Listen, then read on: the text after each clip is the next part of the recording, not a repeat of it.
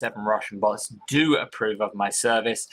I am with, finally, the talent has arrived. Mr. Travis Croft, how are you today? Lost your audio. Interesting. The talent has not arrived. It was perfectly fine before we went live, because we do actually kind of do a dress rehearsal for these things. No, still not working. Working? Oh, there. Oh, coming back. Nope. That's not working. There we go. Okay. We got you. Hopefully it's not too shitty. For some reason, the computer has now decided it will tell me exactly what I can do with a lifetime supply of chocolate.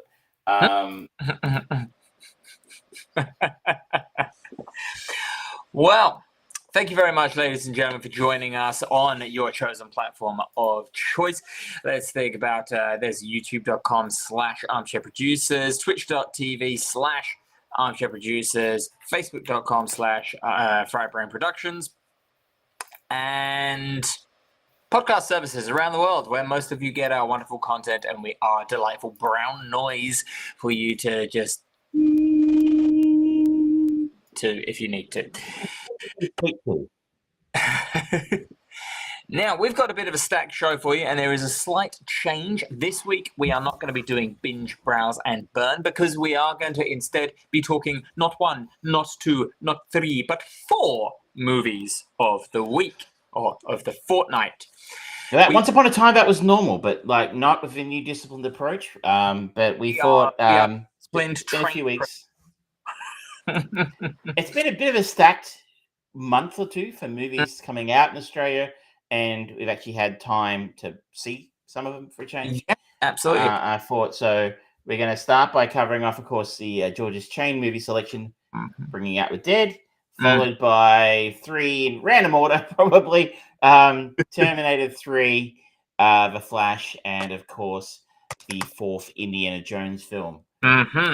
And some people may be going, "Oh, The Flash, interesting." And yes, it is possibly a sign of things not sitting too well over there when it's already legally available to download on podcast services so soon after it was released. I saw it at the cinema, so yay for me.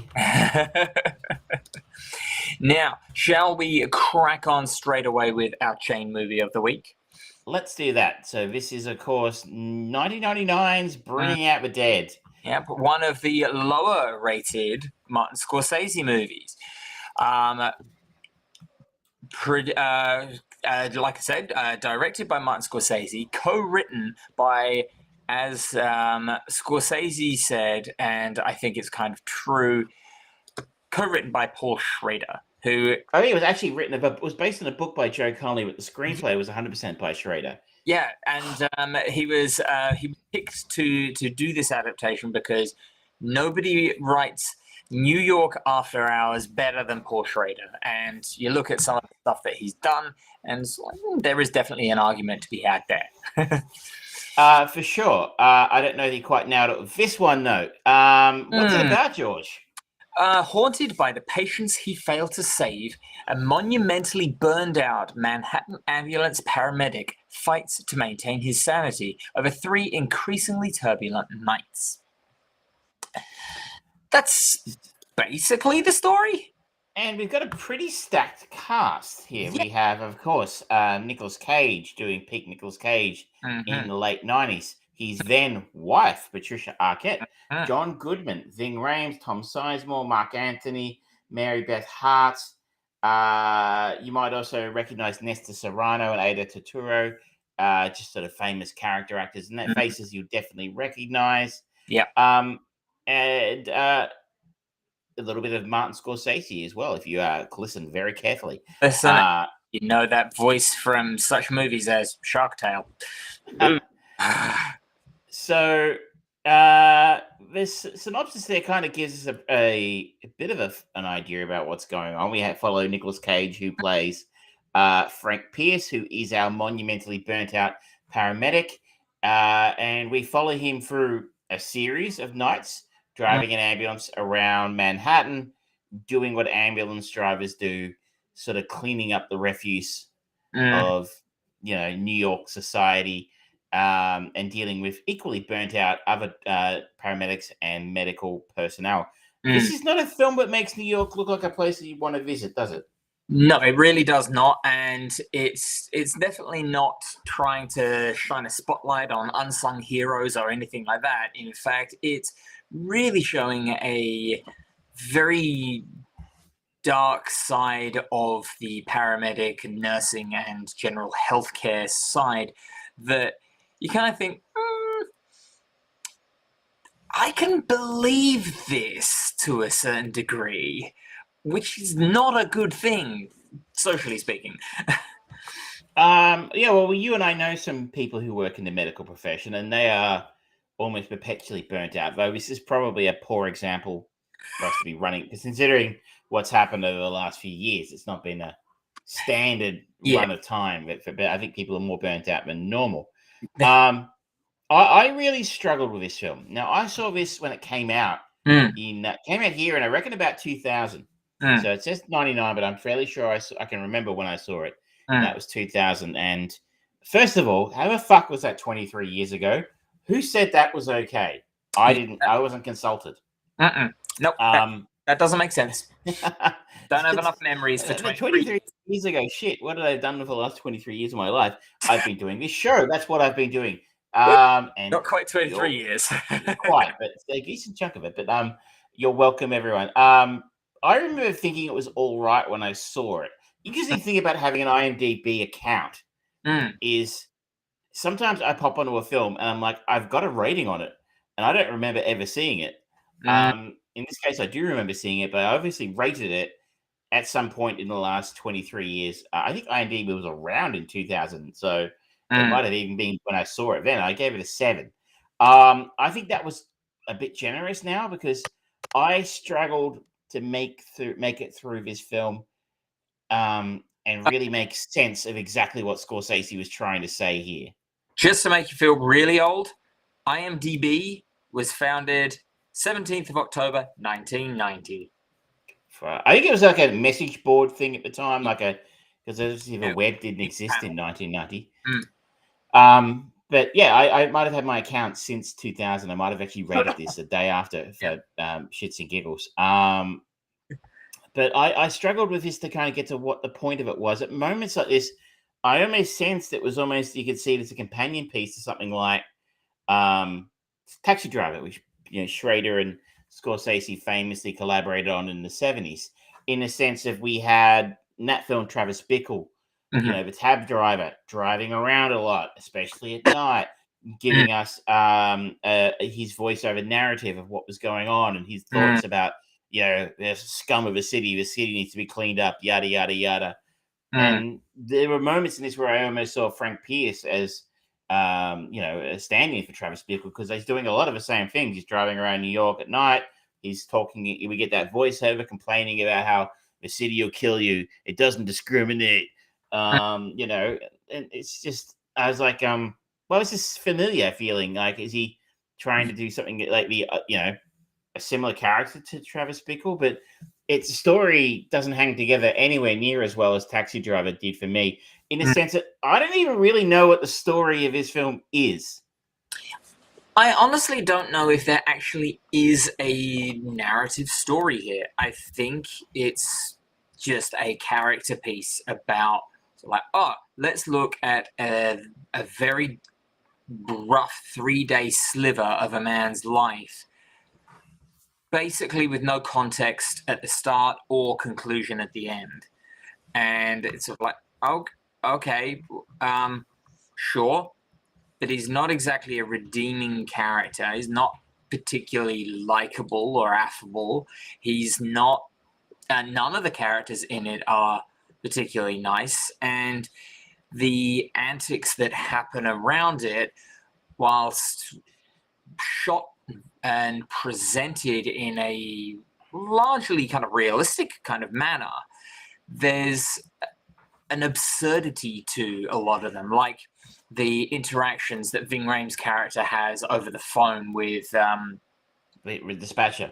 Yeah, with the dispatcher and the fact that they crashed the car, the ambulance, and it's like, yeah, that's what it is. And then after that moment, it suddenly becomes a thing that all the ambulance drivers are trying to total their cars so they can't go out and do their job because they're all so burnt out and there's not enough of them that they can't even afford to fire them when they're running late, and they've got this track record of trying to be fired. It's like, okay, there's almost the sense of parody to this that just doesn't fit. And you're right. There is some sort of comedic element. There's that angle between Nicolas Cage and his boss. Where his boss is like, "You've been late 5 times in a row," and you're like, "Okay, fire me." He goes, "I'll fire you tomorrow. I promise." Which if that isn't the chemistry between these two guys is kind of funny. Yeah, and they are amusing, but that does kind of grates against the rest of a film. Yeah. If it's supposed to be a moment of levity to let the pressure out, it didn't quite click for me. The other part that didn't quite click for me was the elements of magical realism here. The ghosts, constantly the hallucinations of the young girl. Our character Frank here has constant hallucinations of a girl named Rose who he failed to save at some point in the past, and he'll see her face on passers-by in the street, and by the end of the film, he's actually hallucinating of her yelling at him, "Why didn't you save me? Why did you kill me?" We get an entire flashback scene dedicated to him trying to save her, and there's another scene is we see him talking to or hearing voices from a comatose heart patient in the hospital telling him to let him die, and I'm like, now I'm guessing those are intended to not be real, like they didn't really happen. You know what's just popped into my head? A similar thing, the ending to The Whale. Yes, it's that kind of sudden weird break with, wait, what exactly is going on here? What are you presenting me with here? And this just feels so, it's a really weirdly constructed movie with these fantastical, phantasmagorical elements, and then the almost like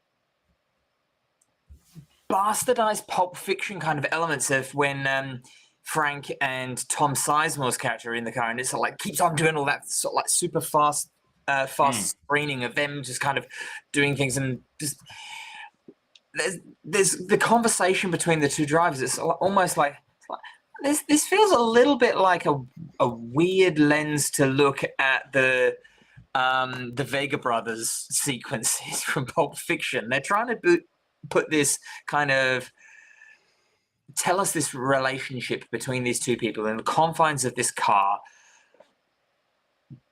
but it doesn't work. Some of it works. I mean, in a sense that some of the characters in here are really nicely written, and actually the dialogue fits them, and they do it. Like, this is one of the best roles I've ever seen from Ving Rhames. Normally he plays, the silent, heavy type character, Marcellus Wallace in Pulp Fiction. I'm thinking the police officer in the Dawn of the Dead, which we watched a few months ago. Yeah. Or even was he not the police officer in Piranha 3D? Yes, you are. Killing people with the outboard motor. One of his finest roles. So those are the kind of characters he normally plays, but to hear him playing like almost a lay preacher in the way he gives sermons and stuff, he was really charismatic and fun to watch. And I felt like my interest level leaped every time Ving was on screen. I really enjoyed the scene where they bring back a reviver, drug overdose victim in a rock. That was fun. It was fun, but all of the other characters are so violently in the opposite direction. They are. The only other character I could say I really enjoyed, believe it, because he's in a very small part of the film, is the character of Gris, played by Efimo Omalami, who I think is a security guard or police officer who works at the hospital, who constantly refers to himself at the third person. Gris is going home soon. Gris gets up in 47 minutes. Gris is going to have a warm bath, Don't make Gris sunglasses. So I actually really enjoyed his character. I'm like, he actually said he was fun to watch. And he really seemed to be having fun with a few lines he got. And I mean, I'm not saying the film should have focused on necessarily his character, but I'm like, some of it was really well written, like that. And some of John Goodman's stuff was pretty well written. John Goodman was really good in this. Nicolas Cage wasn't bad, but I just don't think he had a whole lot to work with here. I feel like in trying to make this as gritty and soul-wrenching and tired as the character is supposed to be, they leached out any energy from the main characters, and the engagement between him and Mary, Patricia Arquette, was so devoid of any chemistry of any kind. It was just soulless, and it's like, okay, you've kind of screwed yourselves here by making it so morose and so sad and so despondent. It's not enjoyable to watch. There's nothing to kind of latch onto except for Ving Rhames' character, not in it a lot, and a security guard. And they kind of, if you want to make this movie about the despondency of that, why not just make everyone else larger than life in a way? But there's not really that. The only other person that is kind of working in the same movie as Ving Rhames, but on the spectrum opposite, is Tom Sizemore's character with the just borderline ultra violence, and it kind of worked as a kind of balance to the scales of Ving Rhames, and showing Nicolas Cage's engagements between the two, and one kind of being the angel on his shoulder and the other being the devil. And it kind of works when you think about it that way, but they're so wrenched apart, and such huge spats of time where it's an internal monologue of just this sad, lonely man just going, oh, I just want to have a sleep. Oh my God. Shoot me with adrenaline. I need it, please. I would also say this film is too long. Yeah. And it's not that long, really, by 2023 standards. It's 2 hours, 1 minute, though it felt long. And it probably could have done with 20 minutes hacked out of it. I mean, there's some subplots in here that just don't really seem to fit for me. The whole subplot regarding the Oasis and Psy just seemed superfluous to me. So this is Psy is played by Cliff Curtis, who is a face you'll definitely know. Shows like Fear the Walking Dead, movies like Sunshine. He's definitely a well-known face. He plays a drug dealer named Cy Coates, who at one point Mary visits his drug den, I guess for want of a better term, and gets high and falls asleep in the bedroom there, and Frank has to sort of extricate her from the den at the same time as actually taking something from him to help him sleep as well. And later on we come back to them, and they've been attacked in a drug-related attack by another drug gang. But the whole sequence just, why are you here? I mean, it really seems to exist just to set up the second scene later on after the drug violence, which is kind of shocking. But again, it doesn't really serve any purpose to the story that it had to be there. And you take that out, that's 15 minutes gone. And you're down to a much breezier 1 hour 45, which I imagine would probably be in the realm of Scorsese's shortest film. But it didn't. I don't know. It didn't help that it was there, and despite the fact I found Psy to be again a slightly more interesting character and played well by Cliff Curtis, just didn't. Well, okay, what did that purpose? What did that tell us, really? Yeah. Maybe I'm stupid and I'm missing the entire point, but I didn't get anything out of it. I don't know. You can certainly hypothesize and kind of guess. Maybe he's just the symbol of the kind of socially unaccepted alternative path that he could take to get some gratification in a world that doesn't care, and a world that doesn't want to give him any support. His boss doesn't want to give him the release that he can. He could go to this seedier, darker side of the street, so to speak, and get momentary relief. But the fact that he has this apparently rare or uncommon reaction to this drug. It's sort of like, no, okay, his body is literally fighting against it, and he's his own worst enemy. I don't know, but it doesn't come across like that without you stopping and really reading a lot into it that isn't necessarily there. Absolutely, it would take a much deeper thinker about film than me to find that. Interestingly, I think this is the only Scorsese film of the 90s that wasn't nominated for Oscars. It got no Oscar nominations. And if you look at its awards haul, it wasn't good. It's won 2 awards from the Florida Film Critics Circle Awards and the Italian National Syndicate of Film Journalists. So all entirely world-renowned reviews and such as us. Yeah, well, we don't give out awards. Maybe we should. Maybe people would actually listen. But it sort of felt like definitely a lesser work, even than was it Night Moves, the other Scorsese film we saw with the other Arquette sister in it a while back, the guy trying to get uptown again. Yeah, what was it? I'll have a look into what that one was called. But yeah, it was that one at least generally kind of stuck with what it was trying to do. But even then, it's like, I don't know. Not Night Radio, The Grifters. No. Gosh, I mean, we should remember the names of the films we see. Yeah, let's not and say that we did. But it was again one of the lesser films by him that most people probably wouldn't know because it just didn't make the same kind of impact. After Hours. Yeah, there we go. That was, I suggest, a strange film again like this, it's more effective in this.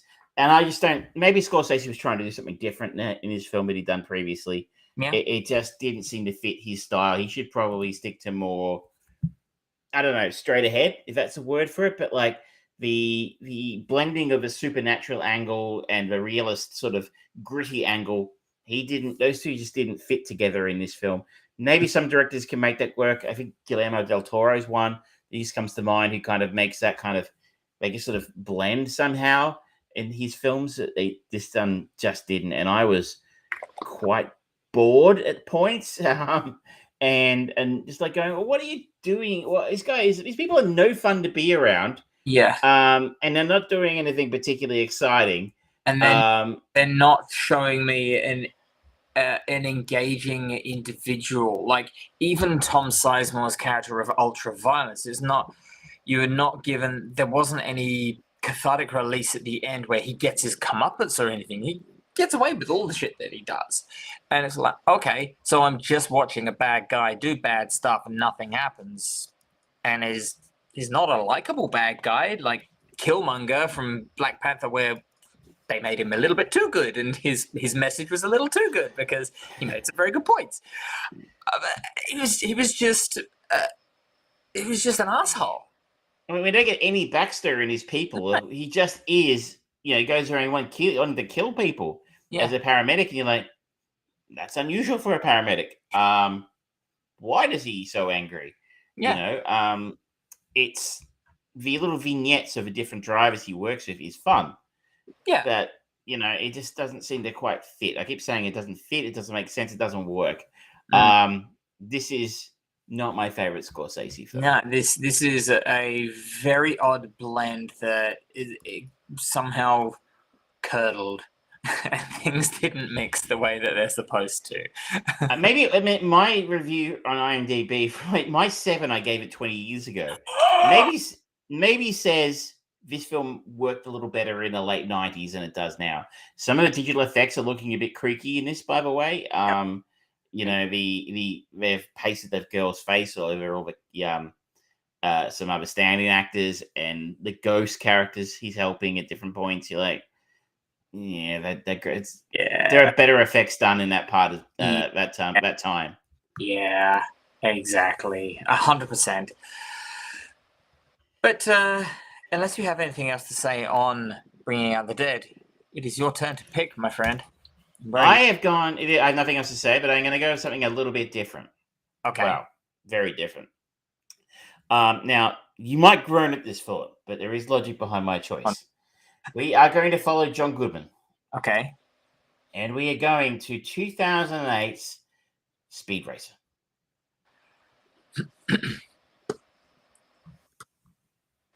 That is kind of what I expected.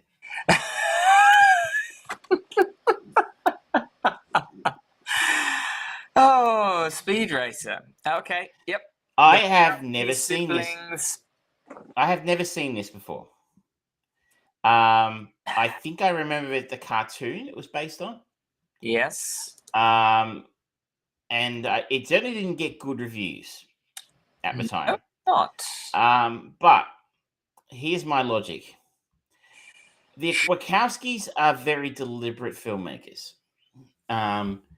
This is the first film they did after the Matrix trilogy. This is 3 or 4 years after Matrix Reloaded came out. And if you remember how big those films were, well, now we look back on the sequels and sort of go, no, they weren't very good. At the time, I think they made a lot of money. And everyone was excited to see what the Wachowskis did next, and this is what they did next. Yep. What I'm wondering is, what were they trying to do here with Speed Racer? And maybe they were trying to do nothing, but I don't know that that's what they do in film. If we look at their output, you're a big fan of Sense8 for TV. They were behind that. We had the Matrix reboot. We had Jupiter Rising. Those are the ones I can remember. Ascending. There's something they're trying to say in most of their films. If you look back now at the Matrix films, they are an obvious allegory to the journey that Lily and Lana were about to go through as trans people. Obviously, they were before pre-transition when they made those films. I think one of them might have by the end.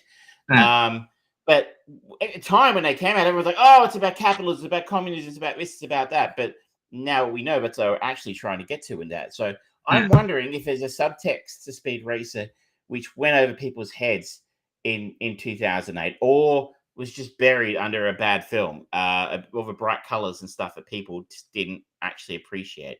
So that's why I have gone with a film that does look to have very little going for it. Have you seen the Ang Lee version of Hulk? I think I did once. Okay. So that is quite an outlier in many ways compared to a lot of other superhero movies, especially the ones that were coming out around that time. And one of the, sort of like, depending on who you talk to, some people really love the way that it embraced the sort of like the comic book presentation of that movie with the literal frames. I personally love that. I thought it was really fun way of just creating almost an independent superhero movie with that kind of very style-based idea.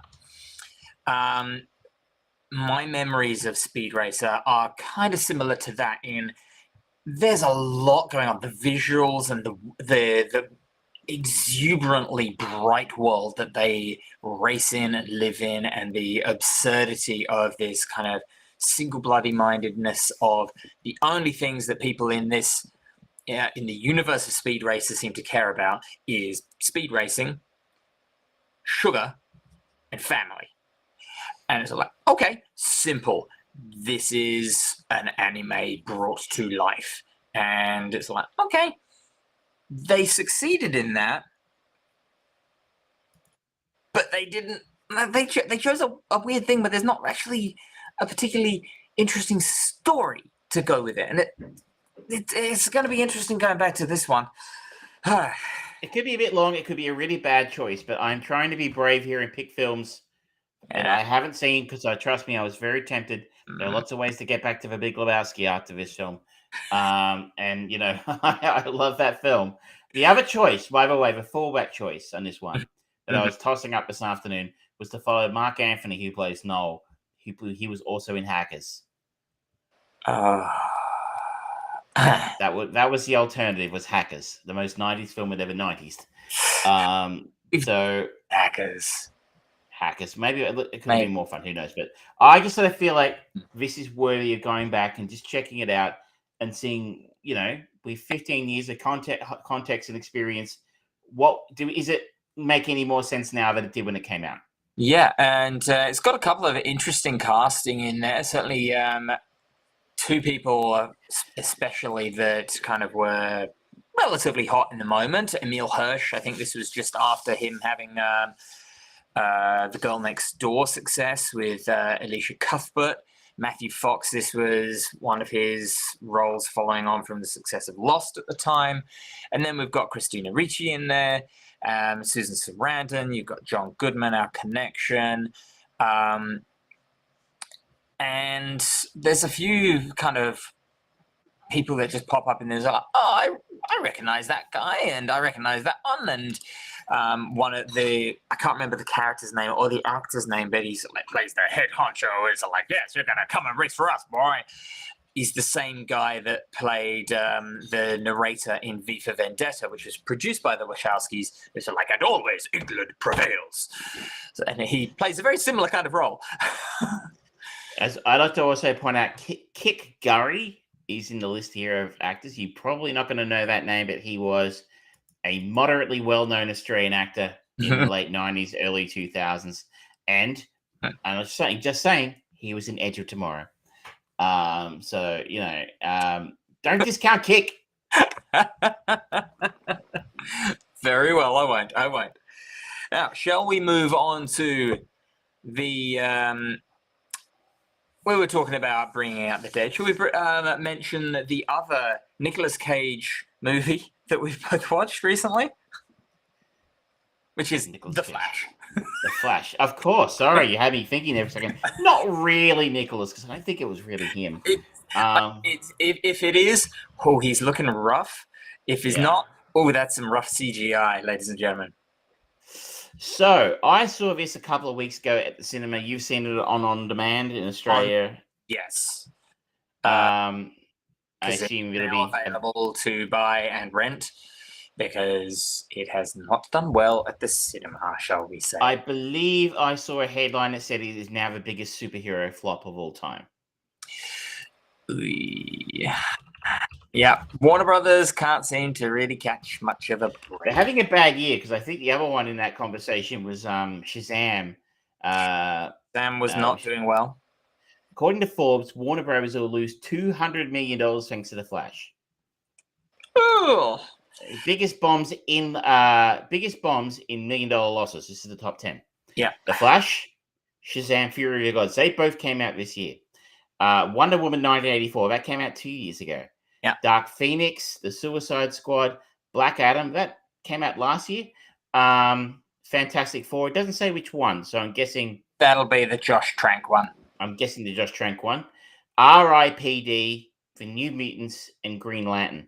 So 1, 2, 3, 4, 5 of those are Warner Brothers superhero films. And they cancelled Batgirl because that was more financially viable option, apparently. And then we've got Aquaman, maybe coming out this year. Seems to have slipped to God knows when because reports are it's not very good, and it had the Amber Heard debacle issue with it. Oh, boy. The Flash. Barry Allen uses his super speed to change the past, but his attempt to save his family creates a world without superheroes, forcing him to race for his life in order to save the future. This is the second last DCEU film from the Snyderverse. It has been kicking around for a while now. Obviously, Ezra Miller has had some issues, to put it lightly. Yep. They have been involved in some legal kerfuffle. It's had this film pushed back. Now, obviously, there's some pretty well-known cameos in this. Everyone, I think, was aware from the trailer that this is officially Michael Keaton returning to a role of Bruce Wayne / Batman for the first time since 1992. The second of the Burton Batman films. We also have Ben Michael Shannon returning as Zod. Ben Affleck as Batman. Jeremy Irons as Alfred pops up again. Ron Livingston plays Barry's incarcerated father. Which we is have recasting from Billy Crudup in the Zack Snyderverse. Other people include, of course, let's see, sorry, Tamir Morrison pops up as Aquaman's dad. Yeah. Should we spoil the big one? Which big one? You've already spoiled the fact that towards the end of the film there is a vignette or a cameo of Nicolas Cage's Superman from the unmade Tim Burton Superman film, Superman Lives. Although as we sort of into there, I thought it was CGI and not Nicolas Cage. So now I'm going to give you, just a couple of years ago, if you absolutely want to see what happens at the end of this film, and you don't want any spoilers at all, but I think it's been out for a month, and most people either have seen it or don't care. For me, I was actually quite pleased and let out a bit of a laugh to see that in the end of the film, the final cameo is George Clooney playing Bruce Wayne again for the first time since whenever that came out. I've heard people go, that was really disappointing. It made people sad. I'm like, well, most people just have to check for a pulse. I thought that was very funny. Yeah, I thought that was funny. I think that was a wonderfully unexpected option. I feel like they very strangely there was obviously with the trouble with Ezra Miller, they very quickly, with all their marketing and everything like that, they leaned much more onto the Batman kind of thing as like, let's just show Michael Keaton finally being able to actually move and do Batman shit in the Batman suit, because people have wanted that since the original Batman, because he wasn't able to move, and it's sort of like, punch, and that's it. He couldn't move. He couldn't even turn his head, but now he was able to, and they did a lot of that. And then it was sort of like, we've got all of the Supermans. Let's just bring as much as we can into that. Like, all right, okay, sure. You're doing an element of sort of like Crisis of Infinite Earths sort of thing, but you're not really. This is you scrambling at the 11th hour of production of a movie that is already well over budget and over time to try and help ease the audience into whatever James Gunn and Peter Safran produce for the going forwards. We don't know if Ezra Miller's going to continue. We don't know. I would put money on it. I will buy you dinner if any your choice of Hungry Jack's, KFC, or McDonald's. I will pay up to $50 for your dinner if he does another DC film, non DCEU film. I should note it's a cameo in Aquaman 2. That doesn't count. He will not work again in I don't know if he'll work again, period. I mean, like, he's got his persona non grata for a while to come. He's not going to get hired again. Not for a good while, which is a shame, because he actually does quite a good job as Barry Allen and younger Barry Allen that he's partnered up with. It's not terrible, but it's part of the problem as well. Everything is crafted so early and so obviously. Here's the catch for me. This is so far away from the worst superhero film I've ever seen. It's not funny. That is fair. This might make the top third of Snyderverse DCEU films. That's not saying very much. But it's not terrible. It's a long way from terrible. Yeah. And I got to say, Andy Muschietti has to take a bow for that. Obviously, he'll have helmed arguably the biggest loss of all time for this film. But as we sort of said, all the fuss around Ezra probably contributed a great deal to that. The other half of it is that people know that this is a dead universe now. This is a legacy film. The story won't be continued. Yeah. Almost certainly. And I mean, maybe if this had come out and made $2 billion a la Avatar, maybe then in that case they might have found a way, but that was extraordinarily unlikely to happen. So I feel like these things sort of should be an asterisk next to Andy's name. I think he did a decent job with what must have been an extraordinarily difficult production, and I'm guessing a shit ton of studio interference. Oh yeah, you gotta believe it. For me, I think that overall he did a good job of keeping all of the plates spinning, and got this over the line. Which I think we said a similar thing to the first Aquaman movie, because that had some troubled production, and they still managed to get it over the line. That particular movie was overlong, and I think this is a little bit too long. And they just tried to cram a little too much fan service in there than they really needed. But overall, it's not a bad movie. The performances are good. It was great to see Michael Keaton back as Batman and actually see quite an interesting take on Batman. And he hasn't lost a step, by the way. Like, I think he was sensational as Batman again.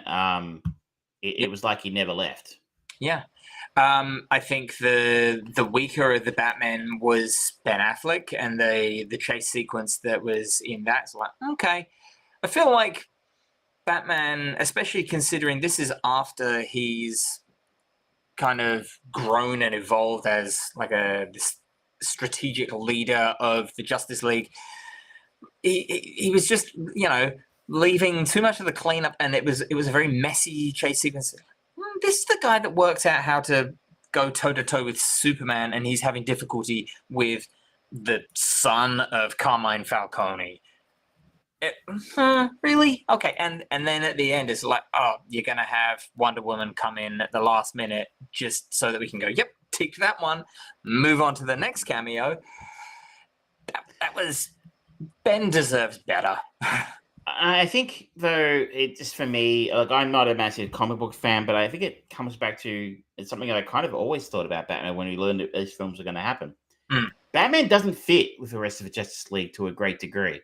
Yeah, him fighting massive, alien armies and supernatural threats, to the entire world doesn't fit Batman. Like, Aquaman and these guys are Wonder Woman and Superman are, essentially for all intents and purposes invulnerable.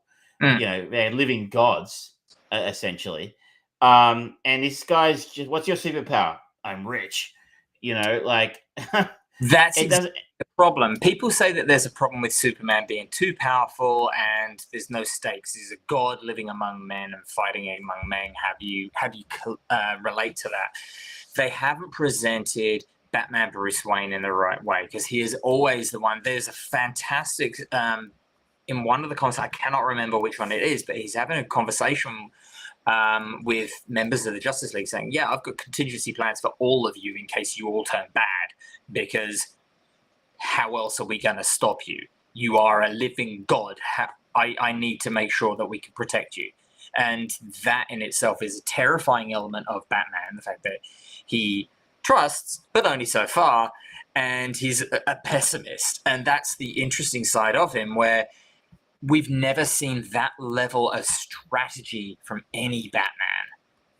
And the thing is, you're right. I've always believed, Batman would be the guy, the general, right? That's kind of the way they've tried to sell him a little bit in these films. But they usually stand well behind the lines. They're not on the front line doing the fighting, the generals, the strategists. Yeah. But obviously, we kind of need to see Batman doing that because he's one of their most popular characters, and we want to see him kicking ass.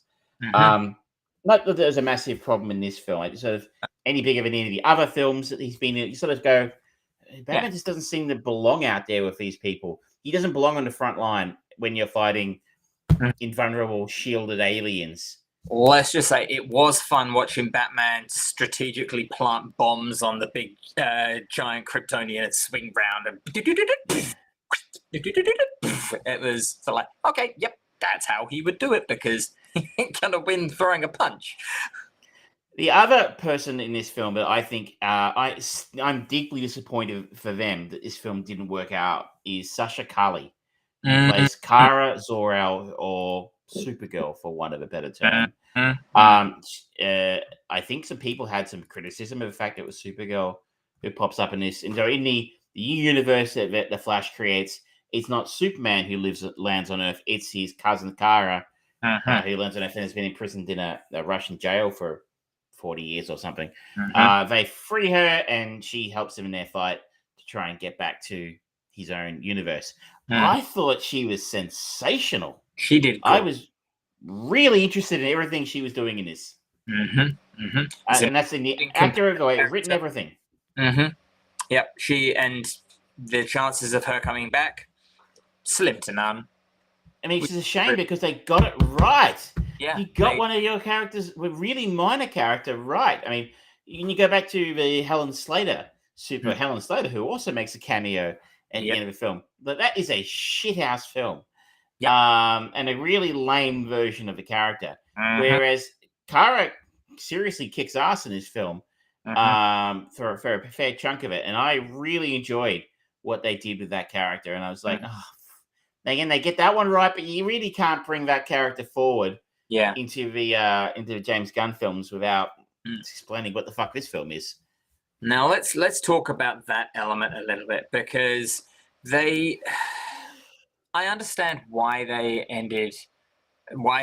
did everything that they did to sort of like try and satisfy everyone and try and put a bit of a bow, so to speak, on Barry Allen, Ezra Miller's version of it, because people really liked him. I know that we both really enjoyed him in the Justice League movie. He was a breath of fresh air in a very dour movie. And his relationship with Cyborg was good fun. Notably missing here because Ray Parker... No, not Ray Parker. Is it Ray Parker? Ray Fisher. Ray Fisher, thank you. Still very much at war with Warner Brothers over the treatment of actors. And I feel like they kind of had to sandwich a little bit of that relationship in to sort of like, we've got to make it a bit more of like a father-son relationship between him and Bruce, which I don't think really fit. It didn't quite feel right. It felt better when it was Michael Keaton. Didn't feel quite right when it was Bruce Wayne. When it was Ben Affleck. And then, you know what the baller method of finishing this would have been? Ending it just going full Sopranos ending and just black when he goes back in time. He's going, you don't know how this ends. This is exactly how we're going to pick up. And we just introduce fresh, brand spanking new, release Aquaman 2 onto streaming services just to finish off the Snyder stuff. And just the next thing we have from them is Superman Legacy. And it's just the start of a new thing. There's nothing. We are just left wondering what the hell happened. I don't think they had the guts for that. Warner Brothers really haven't shown a lot of cojones when it comes to this kind of thing. Maybe in a way this helps. $200 million write-off.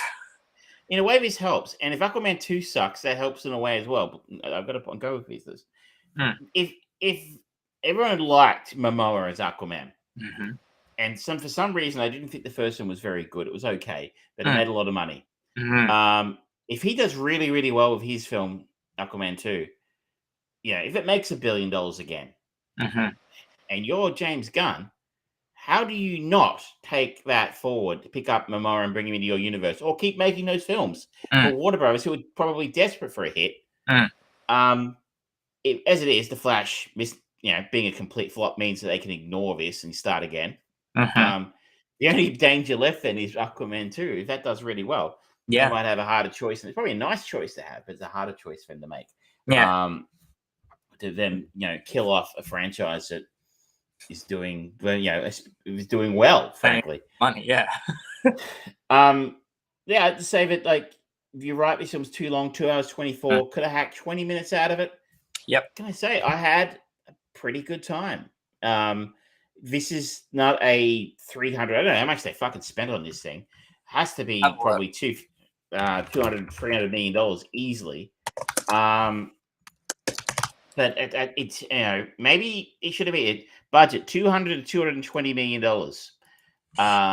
With the marketing that goes into that, you're looking north of 300 million. North of 300. So, if you could have done it cheaper, as we mentioned, some of the effects look rough. Yeah. But this is the kind of superhero film I don't mind in a lot of ways, in the sense that it wasn't, as self-serious as a lot of the Marvel films have become. And I didn't feel like I need to do a world of homework like the Marvel films. So yeah, like I said, it's not perfect. It's got some definite flaws, but for the most part, I've seen so much worse. Yeah, absolutely. I'm going back to the Andy Muschietti director. He has been tapped for Batman: The Brave and the Bold, which is going to be the next James Gunn, Peter Safran produced movie to come out. There's going to be a bunch of TV stuff between Superman Legacy and Batman as well. But I think that if he was able to control this pile of stuff and to use the analogy of the movie itself, this bowl of spaghetti with the sauce, if he was able to make an overall edible meal out of this, if he's in from the start and just no drama or problems with any of the cast, no global pandemics, don't do anything on the Batman movie until the strikes are over and people are being paid what they rightfully deserve, then just smooth sailing. It would just be nice to have that. Interesting to read here. So the script of this film was written by Christina Hodson. Christina Hodson, probably other films you might know from her would be Bumblebee, which I think did quite well. Yeah. And Birds of Prey, which did not do very well. It was not a well-received film, and I would call it a pile of shit. Interestingly, then, they gave her this to write after that. But I'll be interesting to read at the end of her Wikipedia article. She has joined a writer's room assembled by James Gunn to map out the overarching story of the DC universe, and has been tapped to write the next Fast and Furious film. So, even for a lot of the people involved, it seems like the fact that they held it together well enough to make a coherent film, despite losing a lot of money, isn't being held against a lot of the behind-the-camera talent. Yes, I think that's a nice sign, honestly. But it was an interesting. The other two writers on the thing also wrote or helped write the Dungeons and Dragons movie, which again overall did what it needed to do amidst a lot of stuff that just. There's a lot of baggage around Dungeons and Dragons. And being able to make that accessible, I think they did a relatively good job overall. I'm not a Dungeons and Dragons fan, but I liked it a lot. Yeah, it was fun, engaging. It was fun, and I assume I don't know. I'd have to look it up, but I think it did okay as well. So, I would like to segue here and say, but I think there's something to be really said about the big IP films, and because the next one we're going to talk about is also a big IP film. But let's talk about that first before talking about the legacy of these two films, because the next film we need to talk about is the much maligned fifth Indiana Jones film, Indiana Jones and I'm So Very Tired. Dial of Destiny. Of course, Indiana Jones and the Dial of Destiny. Yes. Now, for those who are unfamiliar with Indiana Jones, he's a character that Harrison Ford has been playing for a little while now, 50 years almost, 43, 42. Harrison is back as an 82-year-old or thereabouts Indiana Jones. This time he is joined by his goddaughter, played by Phoebe Waller-Bridge, Helena. Other names in here. Do a bit of a script doctoring on the movie as well. Supposedly, she is not listed as a writer, but there was talk she did it. John Rhys-Davies is back as Sulla.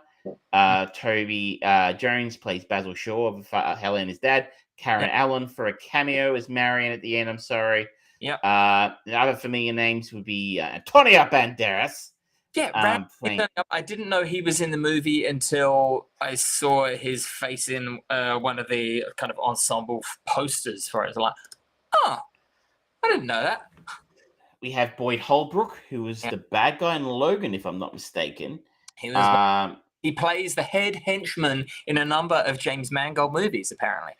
Mads Mikkelsen is back playing his usual bad guy. In the Indiana Jones series, but he is playing yet another movie villain. My idea about the movie with just villain actors coming. I think there's something in that. So, archaeologist Indiana Jones races against time to retrieve a legendary artifact that can change the course of history. Now, that prescription could have been reused for just about any of the last 4 films, I think. As he's noted, it's directed by James Mangold, he who directed Logan, Ford versus Ferrari, and of course, probably his most famous production. I'm pretty sure he directed Kate and Leopold. Plucky young advertising executive. We won't forget soon, James, about that one. Everybody else will. We will. So, it was the first time we've seen Indy since 2008, 15 years. Crystal Skull was not well received. Of course, that was directed by Steven Spielberg on that occasion. Spielberg is done this time. We got to meet Indy's son as well, Mutt Lang, played by Shia LaBeouf. Fortunately, one of the good things we can say about this film is he is not back. And they write him out with an off-camera death. That's how you know your career's going places, Cher. So Indy plays he's obviously now, and he's set in 1969. He is an elderly history professor at a university in New York City. We find out a bunch of bad guys are after something called the Dial of Destiny, which we learn about at the start of a film, which Indy stole from some Nazis during the war. And he spirited it away along with Basil, played by Toby Jones. He takes it from Basil, and it is in storage somewhere. And bad guys want to get it because apparently it can take you back in time. Yep. So they need to go to the place to get the thing, or she'll tell them where the place is to go to get the other thing so they can do the thing. It'll take them to the thing. That is basically the plot of this film. Now, you, I think, didn't like this very much. I'm a big fan of Indiana Jones 1, 2, and 3. I love them all very dearly. They are formative to who I am and how I like to write stuff and how I like to consume stuff. The fairest way that I can put this is I personally found this entirely unnecessary of a movie because I didn't need to know any of Old Man Jones' stories. And I didn't need a story of him traveling through time. I didn't need a story of him finding a crystal skull and interdimensional beings. That movie, Crystal Skull, there's a lot of bad stuff in it. Just trying to take my own fandom for Indiana Jones out of it. For me, again, it is very much an unnecessary movie. I didn't feel like I needed it, though it was nice to have Marion Ravenwood come back because no one has had the chemistry that those two had in the first movie in any of the other movies. But then this one, aside from a huge amount of CGI, there's nothing particularly bad about this as an action-adventure movie with a supernatural sci-fi element to it. There's nothing specifically wrong with it. There's a lot of things that don't make sense and don't add up if you want to analyze it, but just as a standard box office movie, it's not bad. It's not good, but it's not bad. As an Indiana Jones movie, I don't need it. My hero, it's never nice to see your heroes get old. And I didn't need that. I get it on a financial level, but just It was unnecessary.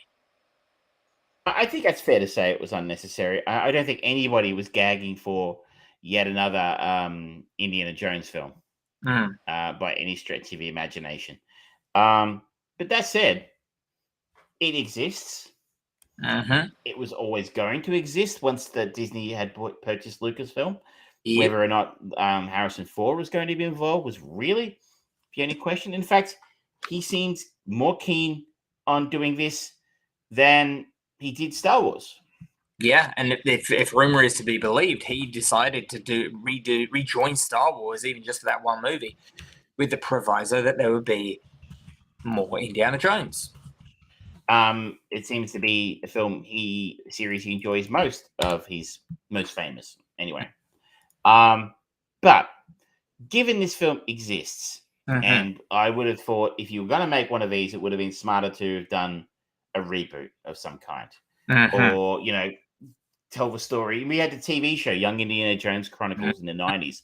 There's probably a wealth of material in there. You could have gone out and got yourself, I don't know, Timothy Chalamet or something. I don't know, someone who looks very young, wear the hat, and just tell some stories about young Indy, right? As opposed to, telling your story of a geriatric, Indiana Jones like this. Given all of that, this film was okay. Yeah. I have seen some people absolutely brutalize this film. Brutalize it. Like, it's the worst thing, and it, it's everything that's wrong with, Hollywood today, and yada, yada, yada. And, in some ways I would tend to agree with that. In the sense that they don't have the good sense to leave it alone or do something. Yep. You either leave it alone or you do something completely different. It's one or the other. I don't think both of them are a thing you would do.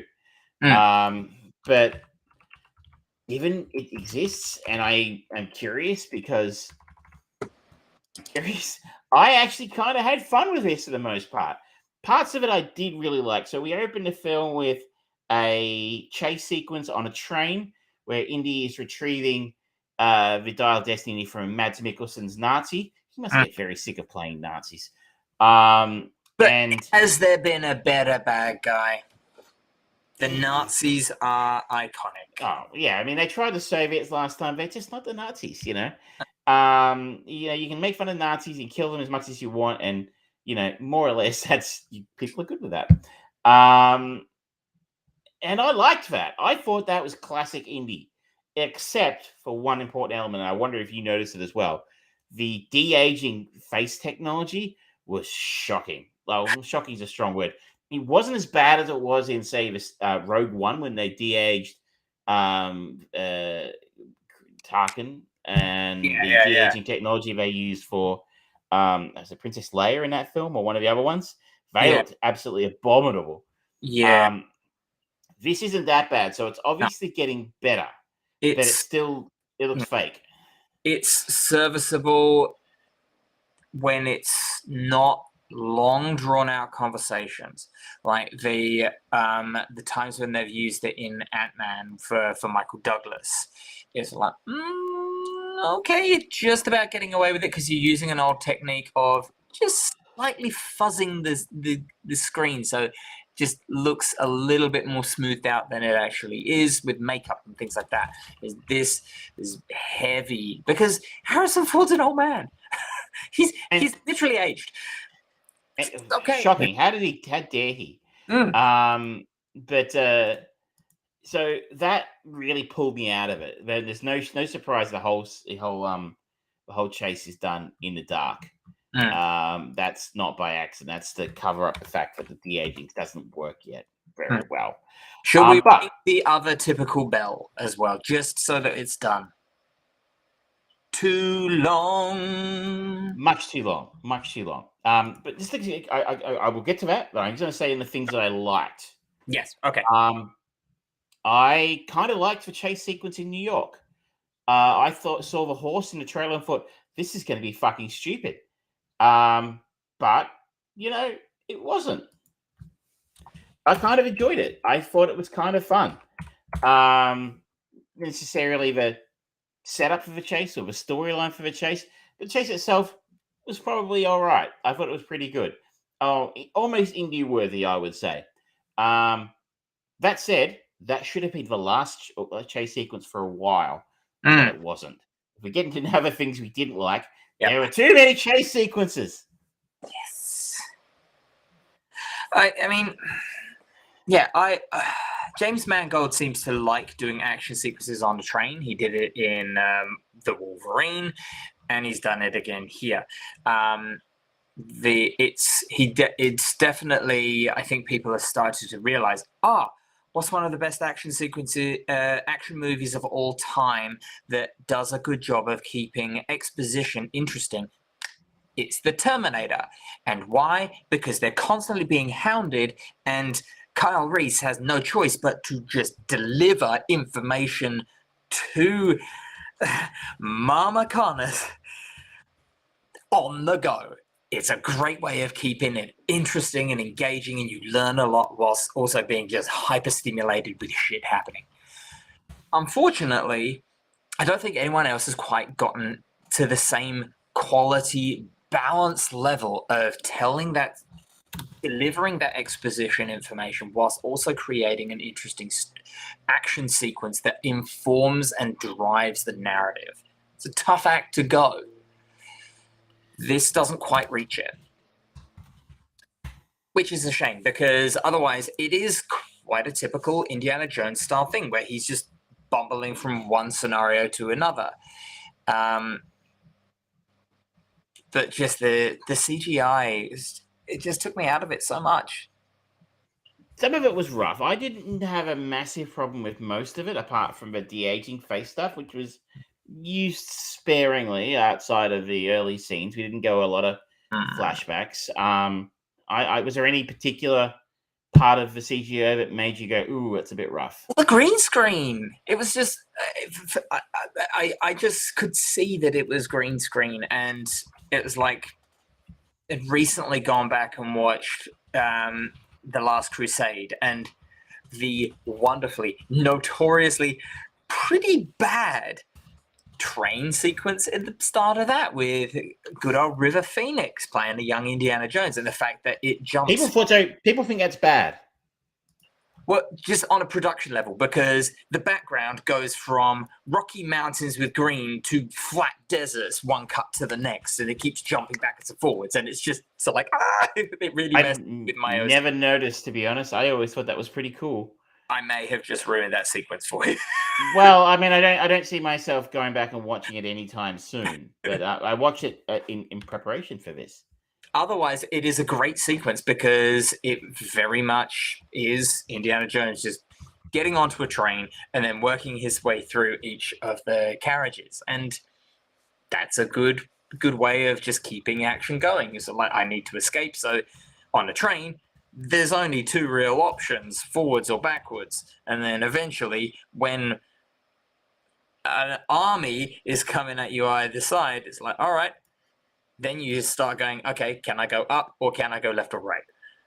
And then it becomes, all right, the chase is over.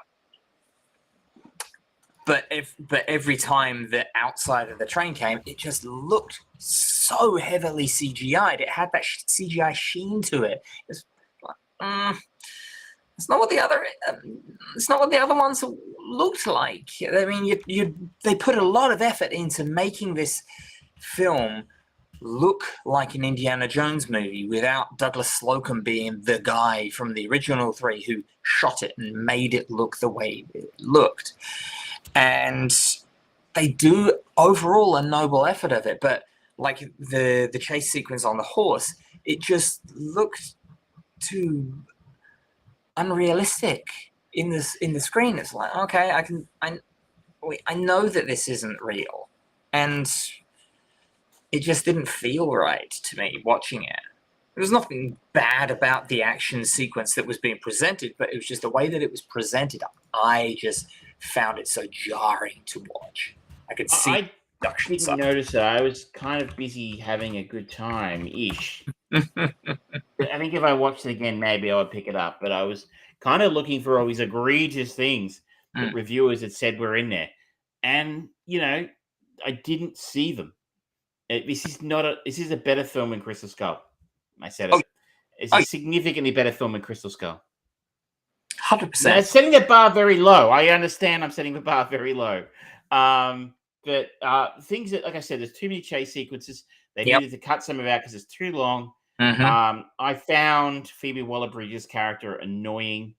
I found her motivations murky. They just kind of change halfway through the film. At the start of the film, we meet her, and she is basically a smuggler kind of thing. She is in it for the money.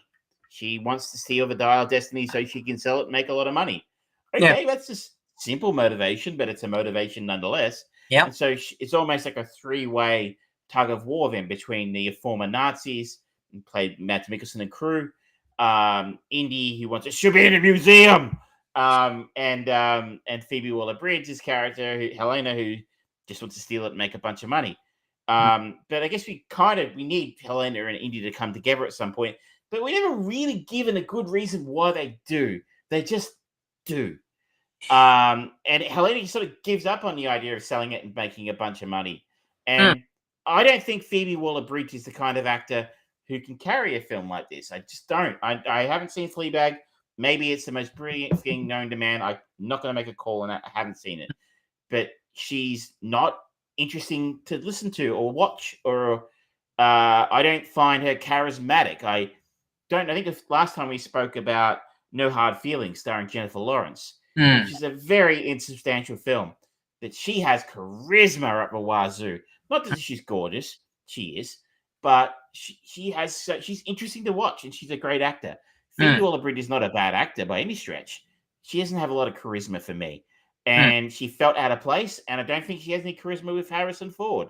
So I don't know what she punched up in the script. I didn't notice it if it didn't stand out to me as a great script, and that's not on her. But I really didn't like her performance a great deal.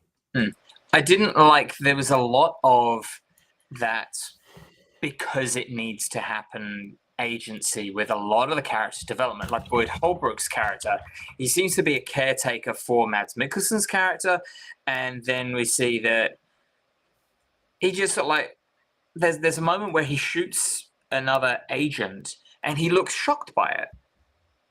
And then he rolls with it, and then he just keeps on going. He's like, all right, well, I'm a Nazi now. I was like, huh? Wait, what did you think was going on before?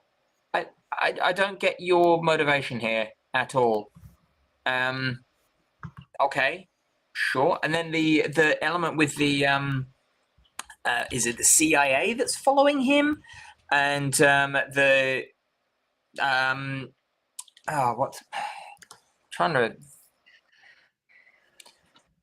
Mason, the character of Mason, played by Shawnette Renee Wilson. Yes. What's with that?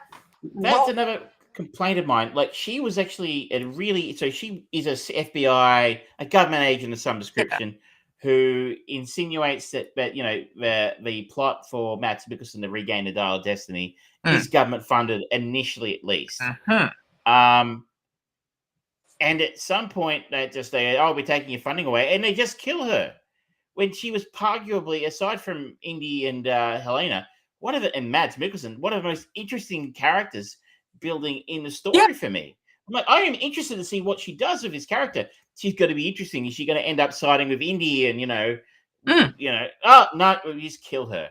Yeah. The only person of color in a major role in, I think, any of the films gets killed in the first half hour, and you're like, oh, that was a bad choice, guys. Yeah. It's not a good look. It's not a good use of an interesting setup for a character of genuinely interested. It's like, oh, where will she go? What will she do? Too bad, so sad. Yeah, she did now. Yeah. And then you had the return of Salah, as we said, and he was in a very extended cameo.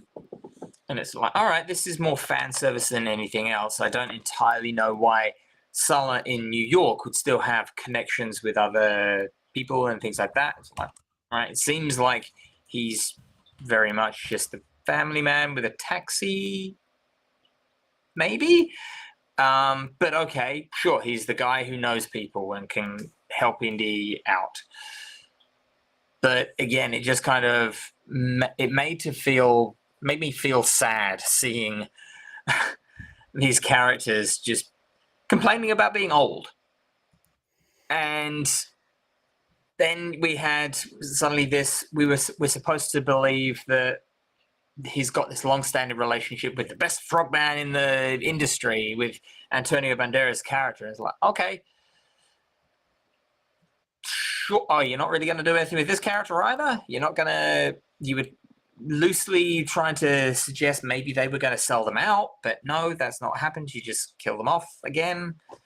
Okay, sure. I don't care. It's we got to wrap this up because we do want to try and keep it shortish. Yeah, so quickly, the third act, the final act. Mm-hmm. Where did you stand on it? Some people said it was good. I thought it was a bit silly. When they found the corpse with the watch on it, I thought, oh, maybe that's not the corpse of Archimedes. Maybe it's, and incidentally, hard watching a movie where one of the characters is called Archimedes when I've got my dog. But I was half expecting them to just go, okay, Indiana Jones will go back and he will be the guardian of the Dial of Destiny. He becomes the exhibit, much like what Belloc first said when he entombed Indy in the Well of Souls in the very first movie. It's like that would have been somewhat poetic, as obvious as anything, but there would have been an element of poetic nature to that. And then the end happens. It's like, okay, you just want to give him another ride off into the sunset. All right, cool. We did this when he literally rode off into the sunset with his dad and having him rebuild that relationship with his father, and then you dragged it out for 2 more movies. Okay. No, I was with you. I think it might have been a fitting way for him to have ended it, to stay in the past or somehow. But yeah, having him survive that, you kind of needed to kill him off, really. Yeah. And maybe that's because I don't want to see this happen again. But that's buried in the past. You literally showed us this. I thought it was overall a lot more entertaining than I thought I was going to get. I was expecting a shit show, an absolute shit show. It's not. It's just okay. I go in with your expectations low. If you're not a big indie fan, that's going to help because you're not going to get you're not going to have you're not going to have such an emotional attachment to this and go, man, that was so much better when they did it the old-fashioned way. Yeah, I think there was a lot they could have worked with. This property could have been very valuable to Disney, but yet again, they've taken a shit on it, and they've basically destroyed it for themselves. So. If they had wanted to use Indiana Jones as a franchise going forwards, I would have not done Crystal Skull for one thing, and I would not have done this. Instead, I would have just left it a while and just gone, you know what? Some student at one of their universities that he studied at finds one of his old diaries, and it talks about another artifact, and it's sort of like the Chronicles of Indiana Jones or the Legacy of Jones or whatever, and it's someone new, whoever they want. They can create literally any character that was at some point inspired by the legacy and the legend of the great Indiana Jones, and they met in trawling through their archives and they find his diary, his journal. And then that leads them off on an adventure. That's how they could have done it. So I just want to spend a couple of minutes quickly just to say that I think we've now got, this is going to lose a lot of money. This is a $300 million picture. So $100 million more than The Flash got spent on this film. So this is not going to make the kind of money. It needs to make it $800-900 million to kind of break even, probably. So it's not going to do that. So real question is, what's the future for these things? And you kind of wonder. I've been wondering with Michelle, are we at the end of the IP film cycle. For a couple of while there, it seemed like Disney were the ones who were only going to succeed because they had all the IP that people wanted: Marvel, Star Wars, indie, and that was what people were bringing people to the movies and to their streaming channel. They've destroyed Star Wars to the point where, apart from Andor, no one's got anything good to say about it, and it's been dead for 4 years. No one's made a film for 4 years, and I don't think one's coming out anytime soon. Nope. They've beat Marvel to death, where they're getting massively diminishing returns, apart from legacy characters like Guardians. We'll see what happens with the Marvels later in the year. They're blaming their own creation for its failures. Bob Iger has come out and said, one of the reasons why our Marvel movies aren't doing so well is because we're making too much TV stuff. You bloody chose that. You built this system that you're doing. What are you... And Indy's there now. Indy's gone. This is going to lose $150, $200 million. I would have thought around that. In the realm of The Flash. And even Willow, they destroyed that. They took it off their streaming service. It was so bad. It didn't want to pay residuals, probably. Yeah. So Lucasfilm, as a creative force, has been completely wrung dry for the time being. The only thing that's really worth it, Pixar Elemental has completely flopped as well. So they've kind of ripped Pixar to shreds as well. So I'm wondering, and this is more of an open question rather than because we probably don't really have time to go down that rabbit hole tonight. But are we witnessing the end of, the not just a superhero run, but the necessity for everything to be part of a pre-existing property franchise IP? Because they really don't seem to be doing well this year. There's and I think that it is not, purely because the strike's going on right now. I don't think there's going to end anytime particularly soon, and that's going to, the longer that they can do it and get what they deserve, because what the studios are suggesting is abhorrent, frankly. But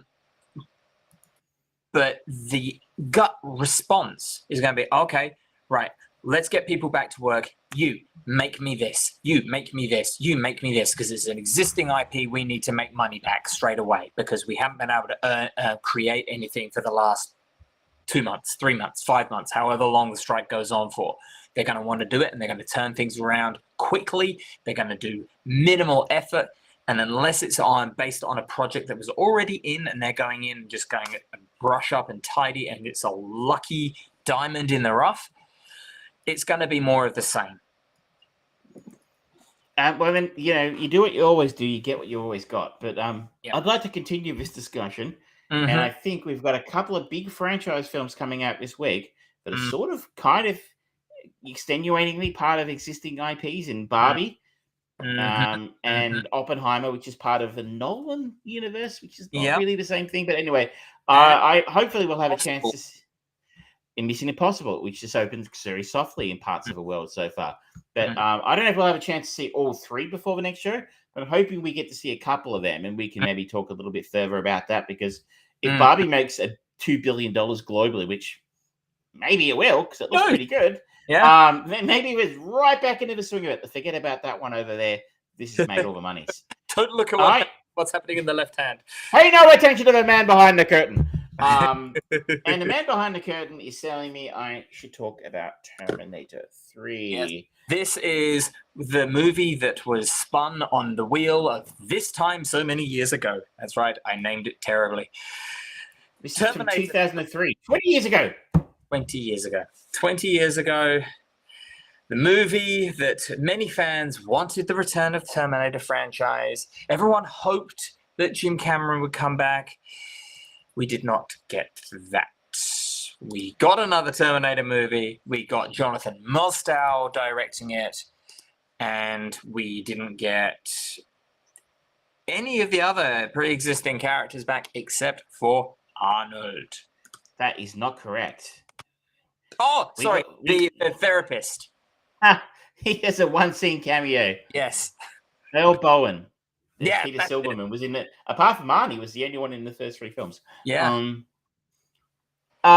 Here's the thing about this film. It is not the worst Terminator film ever made. No, it is not.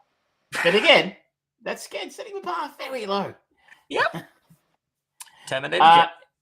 You know, this film sucked until the rest of the Terminator films came out. You know, like you remember this came out, you're like, oh, that's disappointing. That Mm-hmm. wasn't very good. And Mm-hmm. then was it Salvation, Yep. Genesis, and Yep. Dark Fate, Oh, and each one of those got worse. I actually still maintain I kind of like Terminator Salvation. It has its moments, but it's Yeah. not as it's still not as good as 3. I put it on a similar bar. It's a different trying to do a different type of thing to it, but yeah, it's sort of like okay. Definitely with This Genesis and Dark Fate. But I yeah, think the problem with 3 for me is like it has some interesting ideas in this. I watched it last week. yeah. But it completely all these films completely undermine themselves by the fact that the end of Terminator 2 was so perfect, beyond reproach. It was just wrapped up in a bow and Mm-hmm. perfect. The Dark Road, the voiceover from Sarah Connor. We don't know whether Judgment Day is going to happen. It's too perfect. You can't follow that. And James Cameron Terminator said 2 is so frequently held up as one of the few sequels that does better than the original.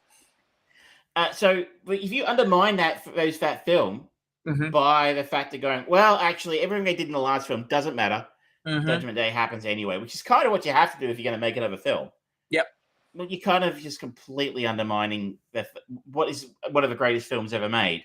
Dark Fate does it worse by deep faking John Connor and killing him in the first 2 minutes of a film, which it's just a horrible look. At least they don't kill him off in this film. There are some cool ideas here. I think Arnie works okay. I liked the angle in this one, but Arnie's actually the one who kills John Connor in the future.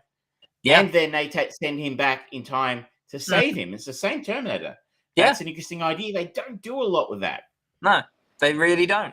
But apart from that, they very much paint themselves into the corner of there is nothing we can do about fate. Fate does not matter. You are a leaf on the breeze. The breeze is going to take you where it wants to take you. And whatever you do is not going to really result in anything because it's all predetermined. It's just a very bleak way of looking at it. And it's like, okay.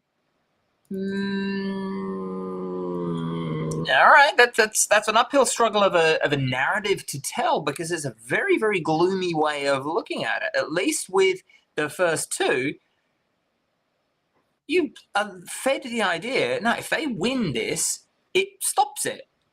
There's hope. But no, there's this movie very much slams that door in your face and says, no, this is purely a story about survival, not about hope. This is about survival. And I don't think it quite has the nuance to really hit that the way that it needed to. And I think you see a lot of people could have felt cheated by the film. It's so long now, I can't remember how I felt the first time I saw it. But a lot of people could feel cheated by the fact that right up until the end of the film, we're stopping Skynet.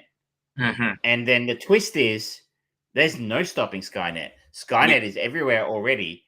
And as you say, it's just about them surviving in a nuclear bunker at the end of the film. It's not at the end is done. That end is done well in the sense of if that's the ending you're going with, it's well done. Mm-hmm. But again, after the first two, I can see how people might have felt a little bit cheated to have, only got, a survival story instead of a more uplifting ending we got in the previous because it's a pretty downer ending. Yeah. But you're right. I think overall I liked most of the action. It was fine. What was her name? Christiana Loken as the TX. I thought she was serviceable.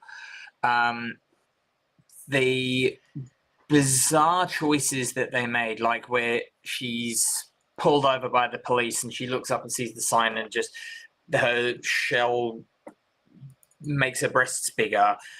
It's like, okay. Don't think you needed that.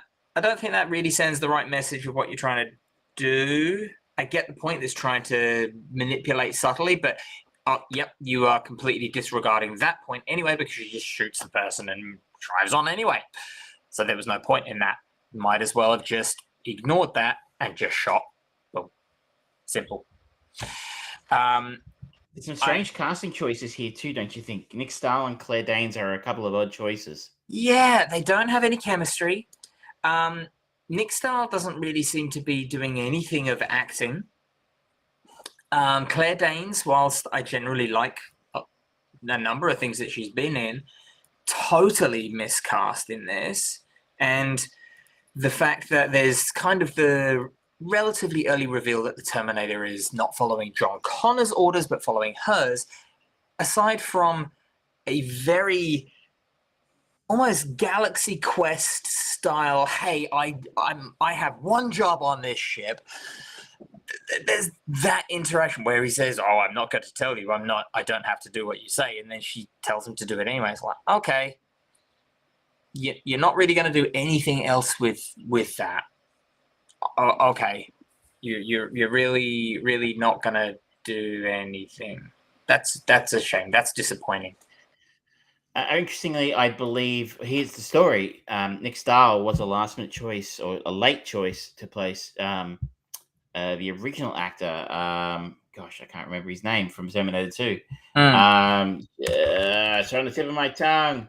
The guy who played John Connor in that one is, of course, Eddie Furlong. Oh my god, I can't believe I got his name. Yeah, Eddie Furlong apparently got the role, went out and got really fucking high, got arrested, and got fired. So it was going to start Edward Furlong. Wouldn't it have been better if it had? I mean, he's looking a bit rough now, but maybe in 2003 he could have pulled it off. Yeah. And Claire Danes' role was to be played by somebody else as well, who ended up being fired because they felt she was too young. So I think her name was Eliza Bush or something of that nature. I've never heard of it. So in fairness, late choices. For these two roles, which is why they kind of don't seem to work very well.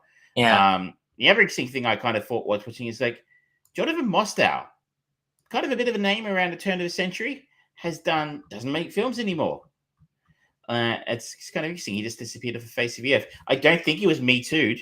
But yeah, he just doesn't do much anymore. But yeah, I don't hate this film. It's just so far short of the first two. A little bit like Indie in a way, you know? It's like, it's not absolutely horror at all. It's got some redeeming characteristics and some interesting ideas, but it was battling uphill considering it's where it came from. I mean, yeah, come on. You're going up against one of the categorically most successful directors of all time in Jim Cameron. Whether you like him or not, whether you find that he recycles ideas from other things and just puts a sci-fi spin on them, it doesn't matter. You look at the figures. People love what he makes. And he is a very, very skilled action director. Yeah. It would be like someone going, all right, you know what? Let's get someone in to make Kill Bill Volume 3 that isn't Quentin Tarantino. It's not going to be the same. It's uphill struggle. There's going to be fighting against expectations. And I would not touch that. Interestingly, apparently, he was the one who convinced Schwarzenegger to do the film. We told him to just take the money and make off like a bandit, which I think he did. Yeah, I think he got paid like 30-odd million for it or something. And he got points, I think, like a chunk of the film's gross and stuff like that. And apparently the news from earlier this year is James Cameron is working on a 7th Terminator script. Yeah, but, you know, there's been the kind of word about Jim Cameron being somewhat involved in every single one of the sequels in some way, except for 83. I don't think he wrote any of them, though.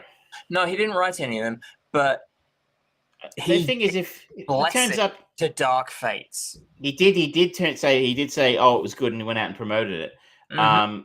But if he turns up at the studio with a script with James Cameron's name on it and Terminator at the top of the page, despite the fact that I hope this thing is dead, I really hope it's dead. Like the fact that he turned up, maybe they'll do it. You know, I feel like for Terminator, the best way to reintroduce it is to Well, no, to do like 10 Cloverfield Lane, where you do just like a side story that is connected to it in some way, that it twists to it at the end, that this is a Terminator story, and re-engage people's interest that way, much like what was it? Split did with Unbreakable, and it's just like, oh my god, that last little connection. Suddenly, I'm interested in seeing the character of David Dunn again. You could do something along the lines of this, just to do a soft relaunch and re-engage. Keep it on a low budget. Don't spend $250 million on the movie. You don't need to always spend that much money. Write a good, concise story. Film it with quality people in the production, and then just go, okay, you know what? As a little sweetener on this, surprisingly, this is going to be a Terminator movie. Boom. I have it. The guy in the pickup truck that they steal at the end from the metallurgy place at the end of Terminator 2, with a little house on the back of it, but they drive away and the Terminator chases him in the truck. They steal his car. What happened to that guy? That guy's backstory needs to be told. You know, like, I think he might have had a fuzzy animal hanging off his windscreen, his back rearview mirror. We need to know the backstory behind that. The emotional connection to that fuzzy animal. Whew. What happened to that police officer who he said, get out, when he jumped into the helicopter? That guy might have broken a leg. Maybe he descended into madness. Maybe he became a criminal and a drug dealer. We don't know. We need to know. There's so many backstories in the Terminator universe. The only way to resolve them is to spin the wheel. Spin the wheel. This time so many years ago, 10, 20, 30, 40, or 50 years. Where are we going, sir? Where? Un momento, por favor. I'm just getting it. Our wheel up and ready. There we go. So, our options are from 1973, Cleopatra Jones. From 1983, Mr. Mom. From 1993, Coneheads. From 2003, Bad Boys 2. From 2013, World's End. And from this day, many years ago. All right. Okay. You're sharing the wrong screen. Coneheads. Coneheads. It is the winner. 1993, Dan Aykroyd. Coneheads. All right, well, there we go, ladies and gentlemen. That brings us to the end of the show. We've had a show for you. We talked about the chain movie of the week, which is Bringing Out the Dead, which I was the one to pick. Now, Travis has chosen John Goodman as the connective tissue between Bringing Out the Dead and Speed Racer. Yep. It could surprise you. We talked about The Flash. We talked about Indiana Jones and the Dial of Destiny. And with those two, we kind of set up a future topic of the end of existing IP and the start of original content. Bum, bum, bum. Bum, bum. And of course, we finished off with, this time so many years ago, spinning for Terminator 3 Rise of the Machines. Next week, we will be talking about Coneheads, which I don't think I've actually ever seen. I think I might have seen it back in the day. I'm pretty sure I rented it from the video store and go, okay, I don't understand this. Yeah. Because we didn't get Saturday Night Live here. And I think it's based on... I think it's based on a sketch from that, right? Yeah. Yeah. Well, like so many of them, it didn't really go well. Session next time, ladies and gentlemen. Yeah. Where hopefully you join us for Armchair Producers episode 187. This has been episode 186. Please don't forget to like, share, and subscribe. Ring the bell on the old YouTube. Subscribe. Follow us everywhere that you can at The Fried Brain, at Evil Trav. We'd love to hear from you if you've got any recommendations as well. Until next time, thank you very much, ladies and gentlemen, and good night.